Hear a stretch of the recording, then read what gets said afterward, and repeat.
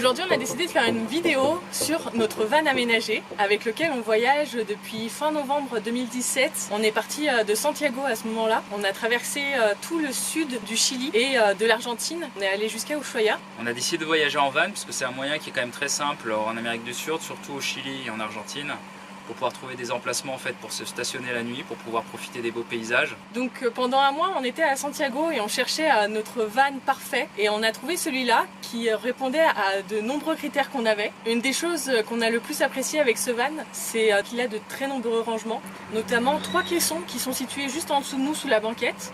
Il y en a un qu'on a réservé pour le matériel de l'entretien de la voiture, comme l'huile, le liquide de refroidissement, une réserve d'eau, une réserve d'essence. Il y en a un autre où on stocke de la nourriture. Et le troisième est pour stocker certaines affaires dont on n'a pas besoin et les couettes qu'on se sert pour dormir la nuit. Ensuite, il y a un autre rangement qui est juste en face, dans lequel on va stocker plus notre matériel électronique, nos ordinateurs, nos appareils photo. On a aussi de très nombreux rangements au niveau de la cuisine qui nous permet d'avoir beaucoup d'ustensiles et tout le matériel nécessaire. Vu qu'on adore cuisiner, c'est vraiment parfait. L'avantage de ces rangements, c'est qu'ils sont tous fermés. Donc ça empêche la poussière de rentrer à l'intérieur, ce qui est assez pratique quand on roule, surtout dans les endroits où nous sommes allés. Un autre point qu'on a vraiment apprécié, c'est au niveau de la conduite. C'est un van qui est grand, mais qui se conduit très facilement. Il y a la direction assistée. L'embrayage est très facile d'utilisation. Au niveau du véhicule en lui-même, il tient bien la route. Il n'y a pas de souci là-dessus, même lorsqu'on a fait la Carretera Austral ou sur la route A40, qui sont des routes quand même bien accidentées. En plus du confort de conduite, un autre point très important bien sûr, c'est le confort de la vie au quotidien. Concernant notre van justement, il y a plusieurs points qui nous ont tout de suite vraiment séduits. Une des premières choses qu'on voit tout de suite en le visitant, ça va être le volume intérieur, qui est dû justement à la rehausse du toit, qui permet de pouvoir avoir un espace de vie beaucoup plus important. Grâce à la longueur du van, on a aussi la possibilité d'avoir un grand lit. Donc ce lit va vous pouvoir permettre justement de pouvoir loger très facilement 2 personnes, voire 3 personnes si vous êtes en cas d'urgence et que vous devez héberger quelqu'un, avec un lit qui prend presque la largeur totale du van et donc qui est très confortable avec les matelas en mousse. Qui dit confort de la vie du quotidien, en Patagonie dit parfois passer des journées à l'intérieur, ou du moins des heures. C'est donc toujours sympa de pouvoir utiliser des appareils électroniques.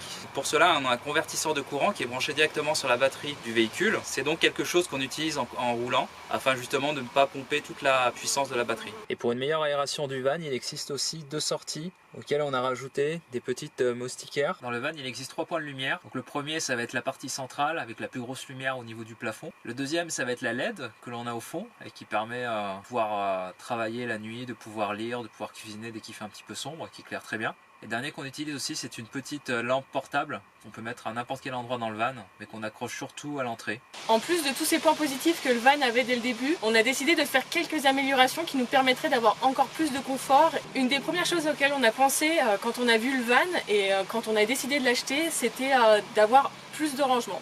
On a décidé de créer un meuble en hauteur où on pourrait mettre nos vêtements dont on se sert tous les jours pour avoir un accès facile s'il se met à pleuvoir, qu'on a besoin de sortir nos impairs, s'il fait un peu froid, si on veut se changer parce qu'on s'est sali. Ce meuble-là est à notre disposition et très facile d'accès. Dans le même sens, on a décidé de créer un petit meuble qui nous permettrait d'avoir un accès assez rapide et facile aux épices et aux huiles de cuisson que l'on utilise dans nos plats tous les jours. Et ça nous permet vraiment une facilité de cuisine, surtout quand on cuisine à l'intérieur comme ça a été souvent le cas quand on était en Patagonie où il faisait assez froid. On a aussi pensé à construire une petite tablette qui pouvait nous servir donc de petite table d'appoint ou petit plan de travail, mais surtout aussi qui nous a servi beaucoup et qui nous sert encore beaucoup, pouvoir justement poser un ordinateur pour par exemple le soir regarder des séries ou des films. Et en plus de cette tablette, on a aussi décidé d'investir dans une table. Donc on a eu la chance en fait qu'on l'a achetée à Home Depot.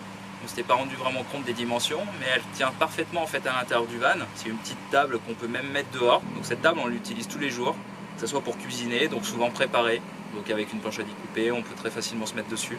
Ou même lorsqu'on a besoin de travailler. Nous avons aussi installé une tringle à rideau qui permet justement de pouvoir étendre des serviettes mouillées ou même des habits lorsqu'on les lave. On espère que cette vidéo vous a plu, qu'elle vous a donné des idées pour l'achat de votre van, qu'elle vous a donné sinon des idées pour modifier votre van. On vous invite à vous abonner à notre chaîne YouTube et à regarder toutes les vidéos que nous avons faites au cours de notre traversée du Chili et de l'Argentine. Vous pourrez souvent y voir la petite fourgonnetta en action qui nous a menés sur toutes ces belles routes. Vous pouvez aussi nous laisser un commentaire et nous mettre un petit pouce bleu sous cette vidéo. À bientôt!